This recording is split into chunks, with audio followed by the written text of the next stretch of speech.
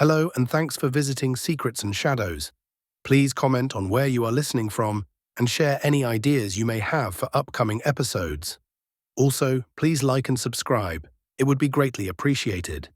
And now for our story, Crimson Nights. The rain made everything shine, the broken street lamps, the oil-slick puddles, even the peeling walls of the abandoned apartment block where Anya Kovalenko crouched, rifle stock pressed into her shoulder. From 5 stories up, she had a clear view of the narrow street below. Her target was late.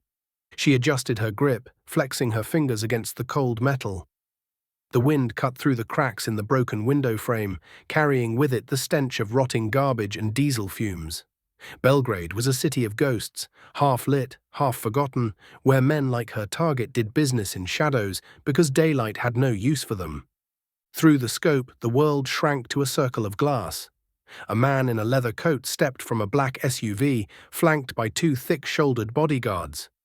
The target, Serbian arms dealer, trafficker, murderer. Anya slowed her breathing.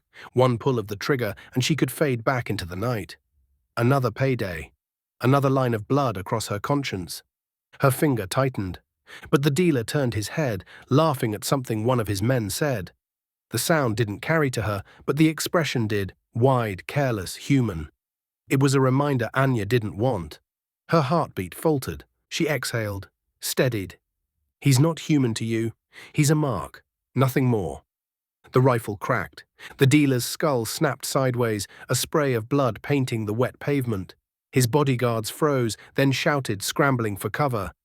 Anya didn't wait to admire her work. She slid back from the window, broke down the rifle with practiced efficiency, and slung the parts into her satchel. Downstairs, voices rose in panic.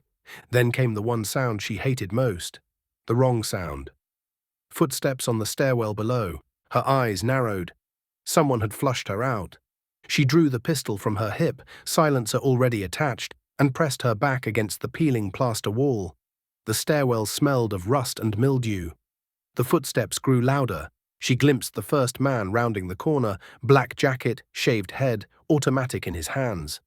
Anya moved first. A shot whispered through the narrow space, and his body collapsed against the banister. The second was faster, gun up, finger on the trigger. Bullets shredded the plaster inches from her cheek as she rolled low, firing twice. His body thudded down the stairs. She sprinted down, vaulting over the corpses. Outside, chaos reigned, sirens in the distance. The 2 surviving bodyguards had spotted her. One shouted in Serbian, spraying bullets down the alley. Stone chipped around her as she dove behind a dumpster, returned fire, and caught him square in the chest. The last one charged, screaming, more beast than man. He slammed into her before she could reload, knocking the pistol from her grip. They grappled in the mud, his hand crushing her throat. Anya's vision blurred with stars. Instinct carried her. She drove her knee up hard, felt him grunt and stumble, then snatched the knife from her boot. The blade slid across his neck in one practiced motion. Hot blood splashed across her face as his weight slumped against her. Breathing hard, she shoved him aside and wiped her mouth with the back of her hand. Somewhere in the night, a dog barked. She retrieved her pistol and started moving. Always moving. Tonight had gone wrong. Too many witnesses, too much noise. Her handler wouldn't be pleased. And yet, as she melted back into the maze of Belgrade's alleys, a thought she hated slid unbidden into her mind. Is this all I am? A weapon? A shadow with a body count? For a moment, she let herself imagine another life. Quiet mornings, a farmhouse in the hills, laughter that wasn't hollow. Then she killed the thought as surely as she killed her marks. Dreams were dangerous. In her world, dreams got you killed. The cafe smelled of burnt coffee and stale cigarettes. Its neon sign buzzed against the foggy morning, casting a sickly blue glow across cracked tiles and greasy windows. Nobody with sense would linger here, which made it the perfect place for men like Mikhail. Anya slid into the booth opposite him, her hood still damp from the rain. She hadn't bothered to wash the blood from her hands. The smudges along her knuckles stood out under the table's weak light. Mikhail didn't care. He never did. He was in his 60s, a hulking figure with shoulders that seemed built for carrying cold wars. His eyes, pale as ice, scanned her face with the same detached interest he might give a ledger.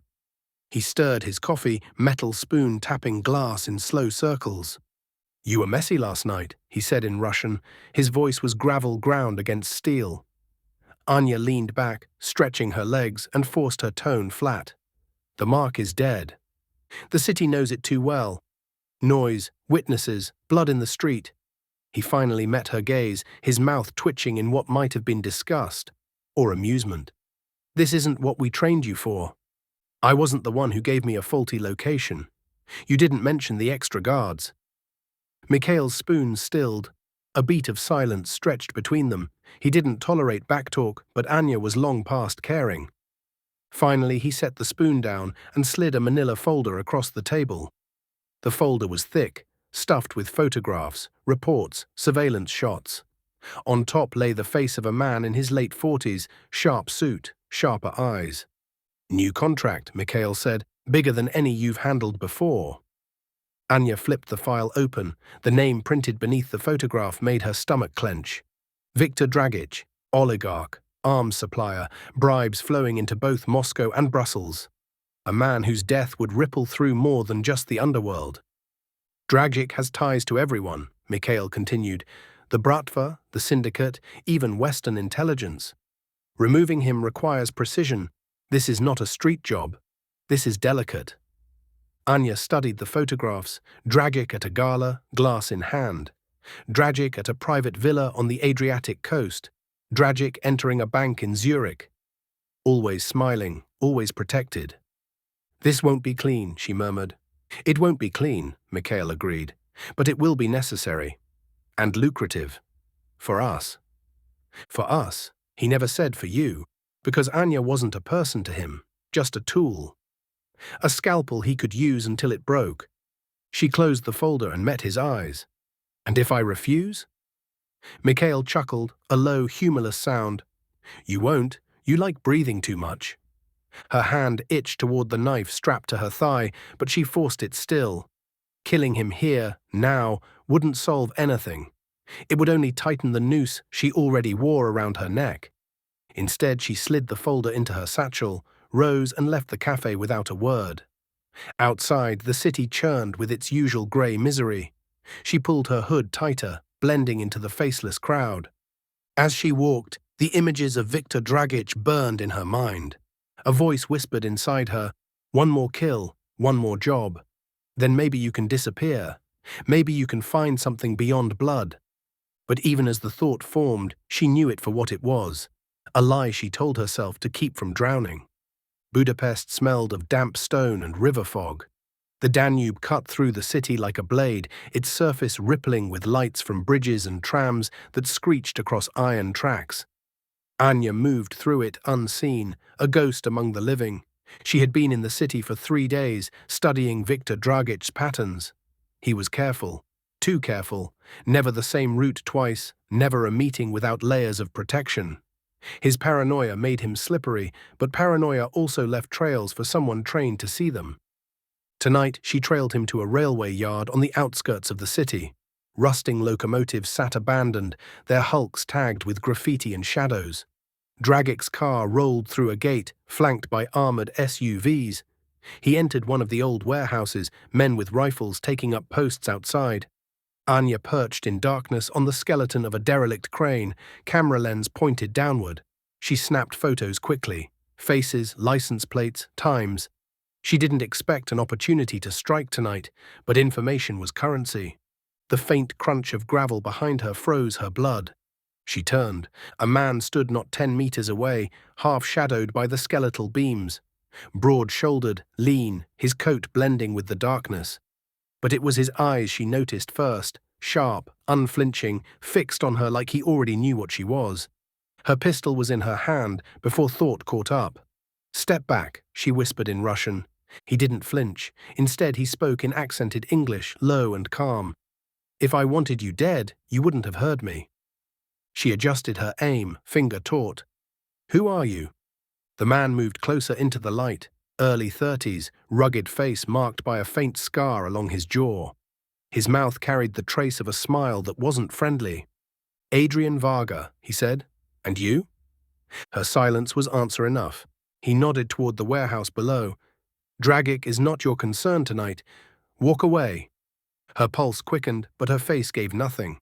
You work for him? I work for myself. His gaze flicked to her gun, then back. Same as you, I'd wager. The words hung in the cold air between them, heavy with meaning. She felt the truth in them, but trust was a luxury she'd never been able to afford.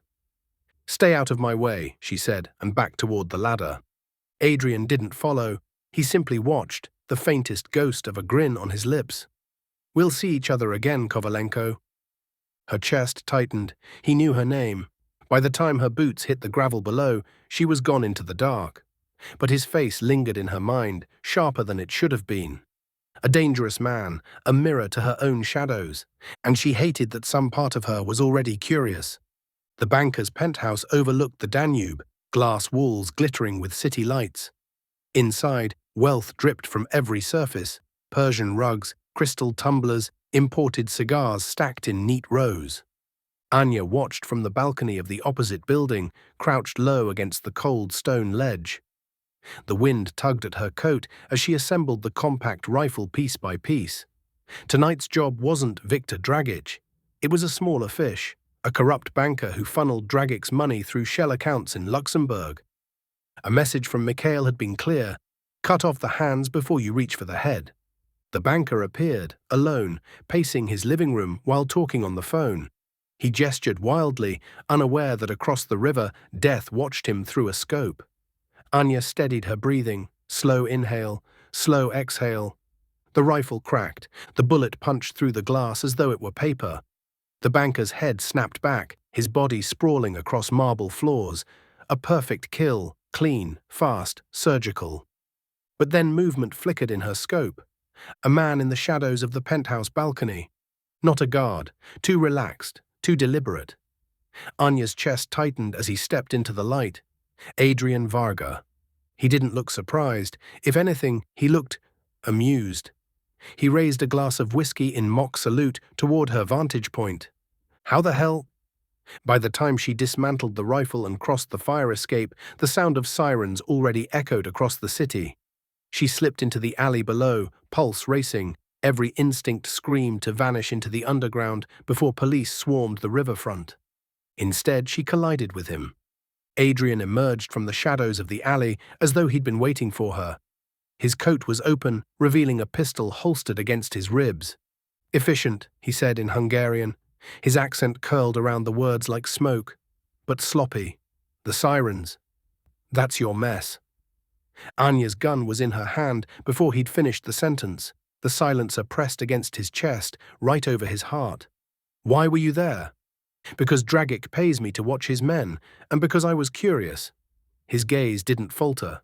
You move like someone who doesn't want to be seen, but I see you. Keep talking, she hissed, and you won't. For a moment they stood locked in standoff, the night humming with police radios and distant shouts. Then Adrian's hand moved, not toward his weapon, but to gently push her gun barrel aside. The movement was deliberate, a challenge. If we were enemies, he murmured, you'd already be dead. Her heartbeat thudded in her ears. She hated how steady his voice was, how calm he seemed under her weapon. You're playing a dangerous game, she said. His half-smile deepened. So are you. Footsteps echoed at the far end of the alley, police sweeping closer. Without another word, Adrian stepped back into the darkness, vanishing like smoke. Anya stayed frozen for a beat, pistol raised at empty air.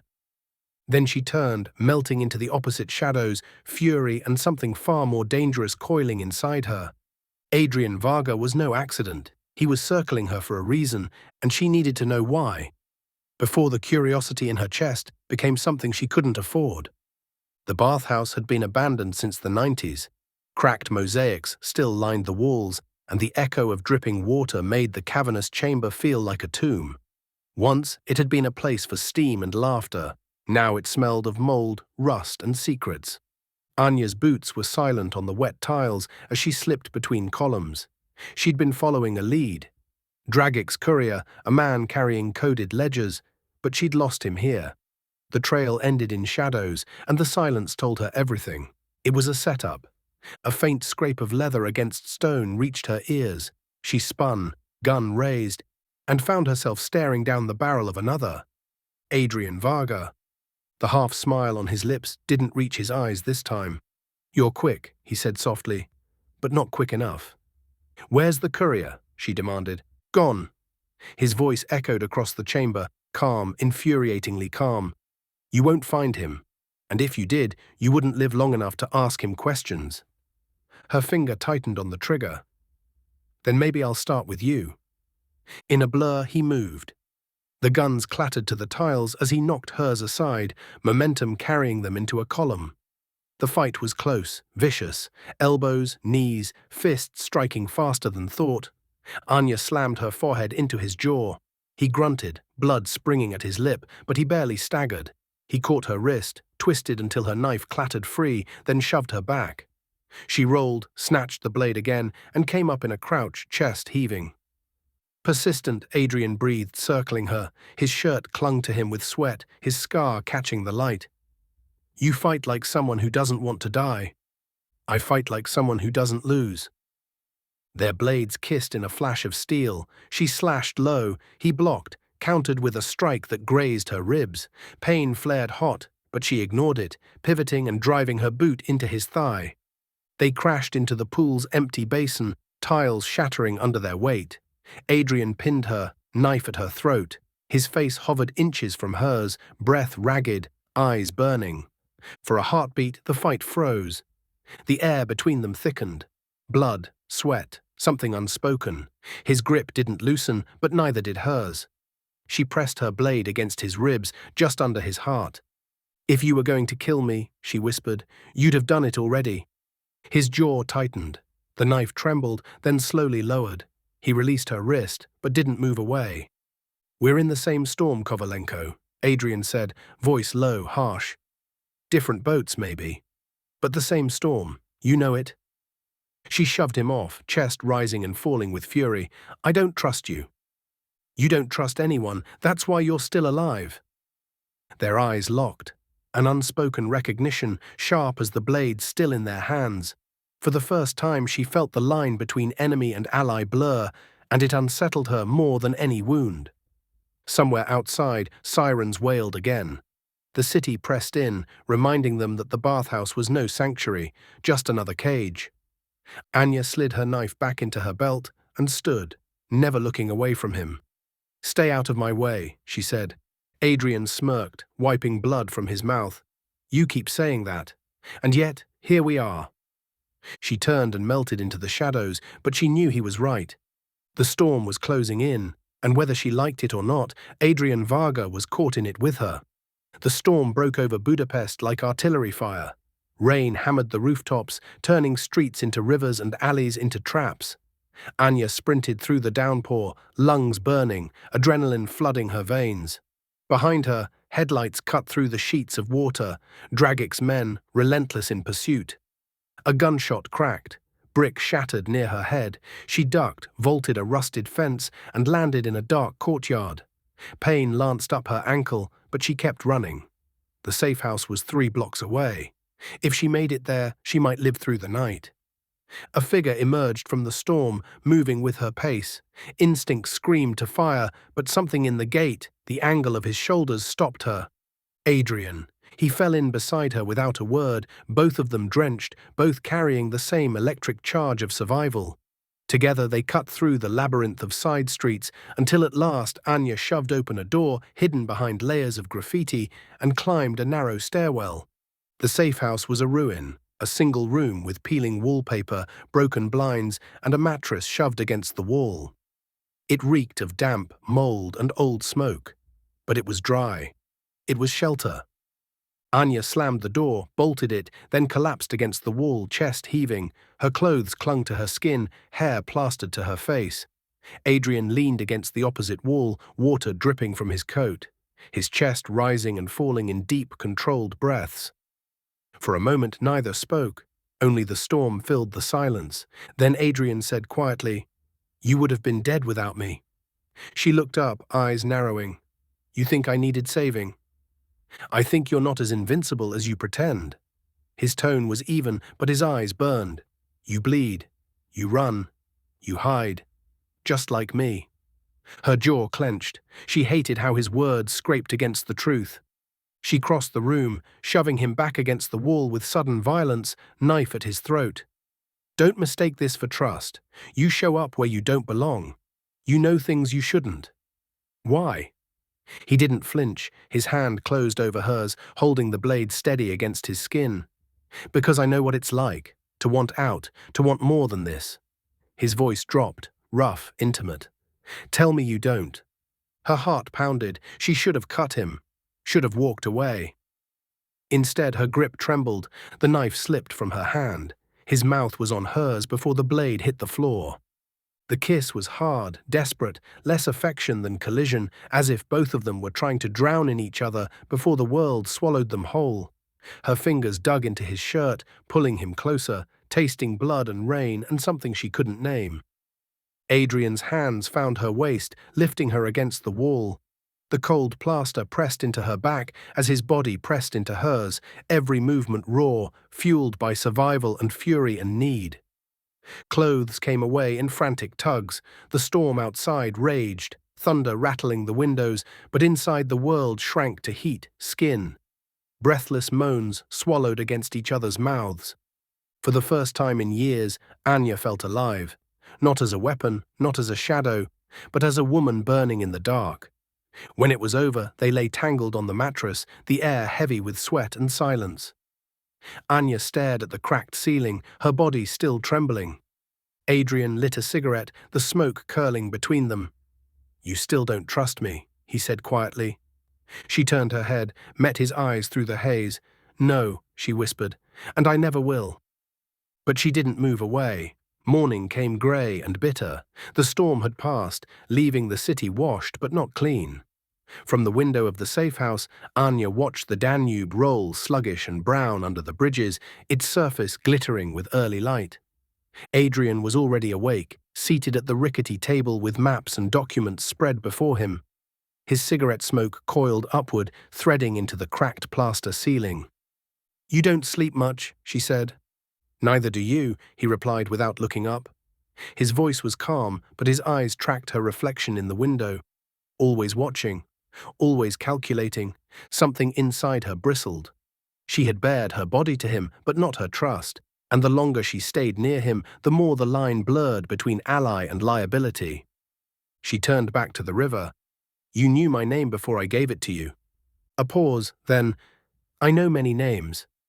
The answer was too smooth, too careful. She wanted to press, but the knock came first, 3 sharp raps against the safe-house door. Adrian was on his feet instantly, pistol raised. Anya dropped to a crouch by the wall, silencer ready. The knock came again, followed by a voice she recognized in her bones. "Mikhail." "Anya," he called, his tone almost gentle. "Open the door. We need to talk." Her blood ran cold. Mikhail should never have found this place. Only 2 people knew she was here, herself and Adrian. Her eyes flicked to him. He gave nothing away, but the stillness in his face, the lack of surprise, it was damning. The bolt on the door rattled. Shouted orders in Russian followed. Boots thundered up the stairwell. "Ambush," Anya hissed. Adrian swore, low and sharp, and the room erupted. The door blew inward. Masked gunmen surged through, rifles barking. Anya rolled behind the table, returning fire in muffled bursts. 2 men dropped before they cleared the threshold. Adrian fired over her shoulder, his movements precise, efficient, professional.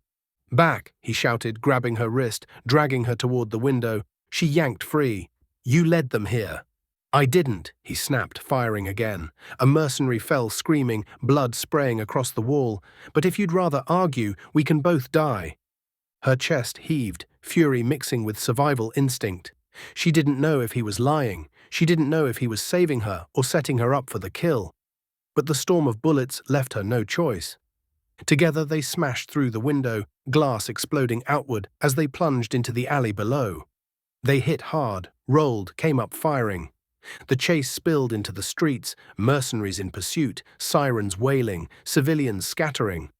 Anya's mind spun. Every instinct screamed to put a bullet in Adrian's skull, but without him at her side, she'd be dead already. As they fled into the labyrinth of Budapest's back streets, her thoughts were a razor edge. If he's the traitor, I'll kill him. But not yet. Not until she knew the truth. The night glittered with false wealth.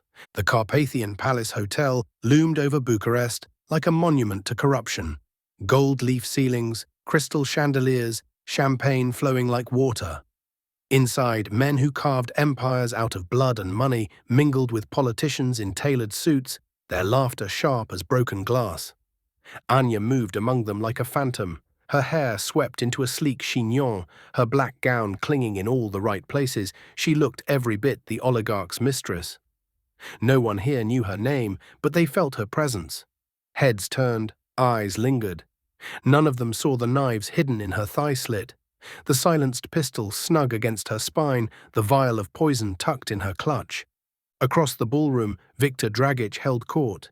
He was broader than the surveillance photos suggested, a man who wore arrogance like armor. A glass of brandy dangled from his hand as he laughed with a circle of politicians. His guards flanked him, stone-faced, scanning the crowd for threats. They didn't scan high enough. Anya traced her steps along the balconies that circled the ballroom. From here, she had three options: a clean shot from above, a poisoned drink slipped into his hand, or a blade delivered close and quiet. She hadn't decided yet. She wouldn't until the moment came. The sound of a familiar voice brushed her ear. "You look dangerous tonight." She didn't turn. She didn't have to. Adrian Varga stood beside her, immaculate in a black suit that cut him like a weapon. He sipped champagne as though he belonged here. "I told you to stay out of my way," she murmured. "And yet," he said, his smile not touching his eyes, "here I am." Her jaw tightened. "If you betray me tonight, then you'll kill me," he finished. "Yes, I know." His gaze flicked toward Dragic. "But if you want him dead, you'll need me." She hated that he might be right. The orchestra swelled, couples twirled across the marble floor, and Dragic moved toward the grand staircase. This was it. Her window. Anya slipped through the crowd, every movement rehearsed in her bones. She brushed against Dragic as he reached the stairwell, her clutch grazing his arm. The vial in her hand cracked, spilling a sheen of clear poison onto the rim of his brandy glass. One sip and he would die within minutes, choking on his own blood. But Dragic didn't lift the glass, his eyes locked onto hers, sharp and knowing. Anya's stomach dropped. He knew. "Take her," he snarled. The ballroom erupted. Guards surged. Guests screamed. Adrian was already moving, shoving her behind him as gunfire shattered the crystal chandeliers. She drew her pistol, silence a coughing as she dropped two men in tuxedos. Blood sprayed across the marble floor. Adrian dragged her toward the kitchen doors. "Go!" "No!" she snapped, spinning, firing into the chaos. Dragic stumbled back, blood blooming at his shoulder where her bullet grazed him. Not a kill. Not clean, but enough to break his swagger. More guards poured in. The air stank of gunpowder, perfume, and panic. Anya emptied her magazine, then drove a knife into the throat of a guard who got too close. His hot blood drenched her hand as he collapsed. Adrian's hand closed on hers, hauling her through the smoke and screams. "Not here, not now." They burst into the alley behind the hotel, sirens already wailing. Black SUVs screeched into the street. Adrian shoved her against the wall, his eyes wild. "You missed." "I don't miss," she hissed, chest heaving. Someone tipped him off. They stared at each other, fury and suspicion sparking hotter than the gunfire still echoing from the hotel. Dragic had escaped, for now. But the city was burning, and the net was tightening around them both. The gala had been her chance to end it clean. Instead, it was war. The city was closing in on them. Every corner of Bucharest seemed to hum with sirens, checkpoints, and whispers of their names. Anya and Adrian moved like hunted animals, slipping through backstreets and abandoned tram yards until they reached the edge of the city, where the Carpathians rose black against the moon. They stole a battered Land Rover from a farmstead and drove hard into the mountains, headlights off, the engine rattling like bones. Snow clung to the shoulders of the peaks, the air thin and sharp. Anya sat silent in the passenger seat, her hand never leaving the pistol in her lap. Adrian drove with the intensity of a man threading a needle at 80 kilometers an hour. His jaw was tight, eyes fixed on the road. You tipped him off, she said finally. Her voice was a blade. Adrian's hands didn't flinch. If I wanted you dead, you'd be lying in that ballroom with a bullet in your skull. That doesn't clear you. No, he admitted, glancing at her, but it clears me enough to keep driving. The Land Rover growled up a narrow switchback, snow crunching beneath the tires. Then the headlights caught movement, figures in the road. Anya's stomach dropped. Mikhail, he stood in the center of the path, broad and unshaken, a rifle in his hands. Behind him, half a dozen mercenaries fanned out, their silhouettes sharp against the moonlit snow. Keep driving, Anya hissed. They'll cut us to ribbons. Then let me out. Before Adrian could answer, she kicked the door open, rolling into the snow. The cold bit her skin, but adrenaline burned hotter. She came up firing, silencer coughing as two men crumpled. Shouts erupted, gunfire shredded the night. Adrian swerved the Rover, ploughing into one of the mercenaries before leaping out with his own weapon. They fought back to back, bullets sparking against rock, snow exploding into bloody spray. Then she saw him. Mikhail, advancing slow, steady, his rifle lowered. He didn't need it. His gaze locked on her, heavy with betrayal and memory. You should have stayed with me, little sister, he called in Russian, his voice echoing against the peaks. You were born for this. Rage tore through her chest. I was born for nothing you made me into. She charged. The world narrowed to his shadow and her blade. They collided in the snow, his strength brutal, her speed desperate. He slammed her down, his hand closing around her throat, snow grinding into her spine. You'll never leave it, he snarled. This is who you are. Her vision blurred, her lungs screamed. She let him believe he had her, just long enough. Then her knife flashed, burying into his side. Mikhail gasped, blood steaming in the cold air. His grip faltered. Anya drove the blade again, twisting, fury spilling out of her like fire. I decide who I am, she hissed, her voice raw. He fell back into the snow, his blood painting the white in wide arcs. His eyes, once so merciless, glazed over as life left them. Silence fell heavy, broken only by the ragged echo of gunfire fading in the distance. The surviving mercenaries fled, leaving bodies strewn across the mountain pass. Adrian stood panting nearby, smoke curling from his weapon. He looked at her, at the blood on her hands, the tears freezing on her lashes. You killed your brother, he said softly. No, Anya whispered, staring down at the corpse. I killed my jailer. The mountains loomed around them, vast and unforgiving. They were alive, but not free. Dragic still breathed. The organization still hunted, and trust between her and Adrian was thinner than the air they gasped. Yet as he reached out his hand, offering it to her, she took it. For now. The fight wasn't over. It had only just begun. The Carpathian winds cut through the peaks like knives, but inside the cabin, the air was thick with heat. Anya sat on the floor, knees drawn up, cleaning her weapons in silence. Blood from the mountainside fight still stained her hands, frozen crusting on the edges of her fingernails. Every muscle ached, every nerve screamed, but she couldn't stop moving. Not yet. Not until she knew they were safe. Adrian leaned against the wall, eyes trained on her every movement. The firelight danced across his face, highlighting the lines of exhaustion and tension that mirrored her own. You can't keep doing this alone, he said softly. His voice didn't carry judgment, just truth. I do it better alone, she muttered, returning her focus to the rifle. You almost died, he snapped, stepping closer.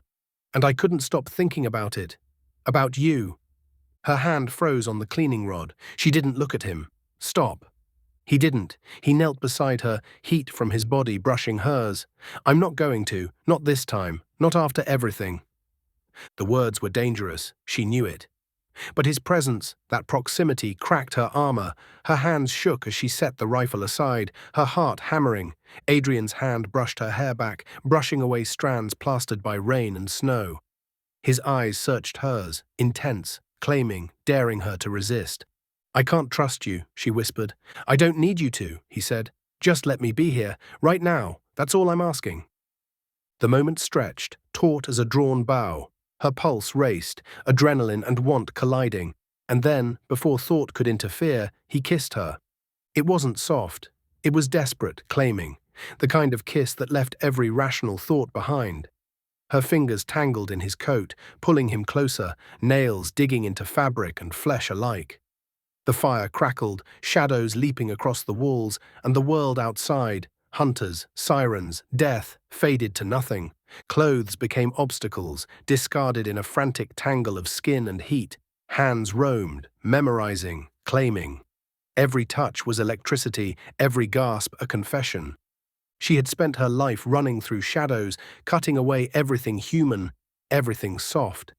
And now she felt it all, flesh and fire, trust and fear, danger and desire, flooding in at once. Adrian's lips trailed over her collarbone, down her shoulder, and she arched into him, letting herself forget, if only for this one night, that the world outside would not forgive them.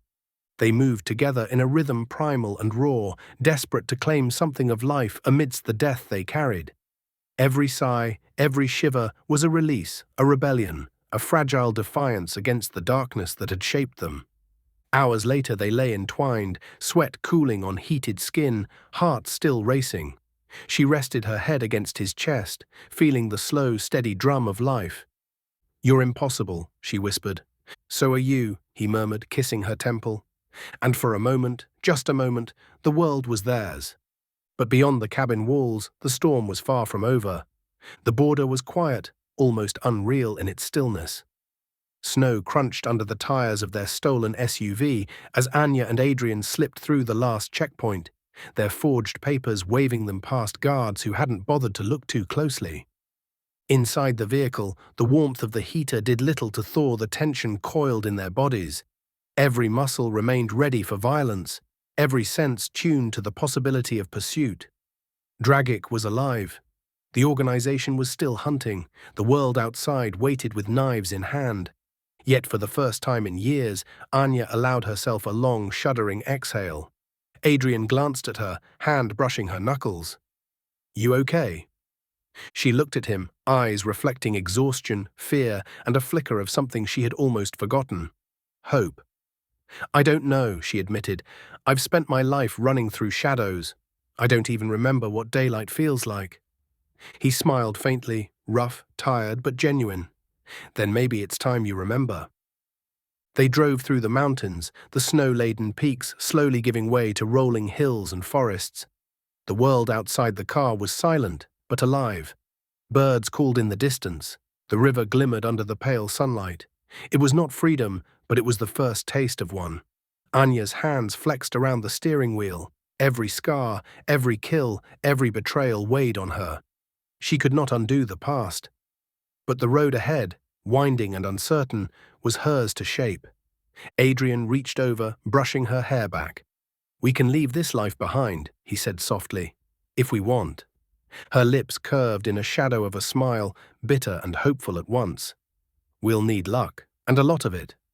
He leaned closer, pressing his forehead to hers. "Then we'll take it. Together." They drove in silence for hours, the horizon slowly brightening. The world was dangerous. The shadows followed. But for now they had each other. And that was enough to keep running, enough to keep fighting, enough to dream. Somewhere beyond the mountains, beyond the cold, beyond the blood, there might be a life that wasn't defined by murder or survival. And maybe, just maybe, they could reach it. Anya didn't know if she believed it. She didn't have to. Not yet. For now she was alive. And that was a beginning.